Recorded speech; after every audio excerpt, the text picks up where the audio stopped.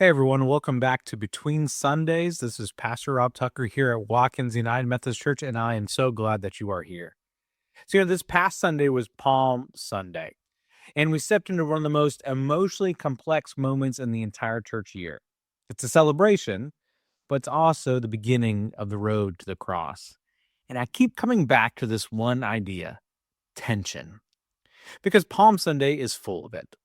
On one hand, you've got this parade. You got people waving branches, shouting Hosanna, laying down their cloaks in the road. It feels like hope is finally arriving.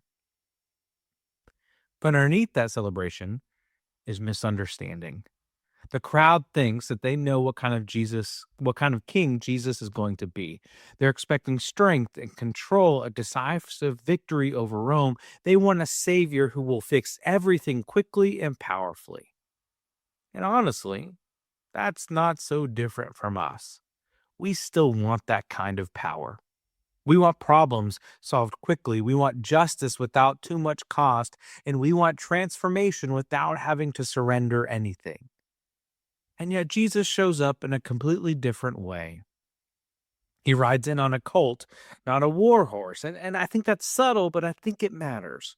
Because Jesus isn't coming to dominate, he's coming to redefine power itself. And this power is not coercive, it's not force, but it is love. And that's a love that's vulnerable, that's sacrificial, and of course, ultimately transformative. And if we're being honest, that kind of power can just feel frustrating because it's slower, it's less predictable, it asks more of us. I was thinking about that especially this weekend after the No Kings protest that happened here in Louisville and all across the country. And whatever your perspective on those, they reflect something real: a deep resistance to power that dominates and a longing for something more just, more human, and more compassionate. But Palm Sunday even pushes us to go deeper than just rejecting broken systems. It asks, what kind of power are we actually willing to live out? Because it's one thing to critique domination, it's another thing to embody a different kind of way.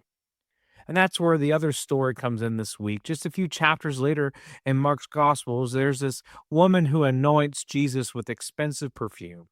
No speech, no explanation, just this quiet, costly, deeply vulnerable act of love. And people immediately begin to criticize her. They call it wasteful, irresponsible, but Jesus calls it beautiful because she sees something that others don't. While the crowd is caught up in this expectation of power, she recognizes what's actually happening. That Jesus is not about to take power, he's about to give himself away. And I think that gives us two different postures to reflect on this week. One, the crowd, which is loud, certain, full expectation, but misses the point, or the woman, quiet, open, willing to offer what she has, even when it doesn't make sense to others. So maybe the question for us between Sundays, between now and Easter, is simple. Which one are we becoming? Are we still trying to shape Jesus into the kind of leader we want? Or are we allowing Jesus to reshape us?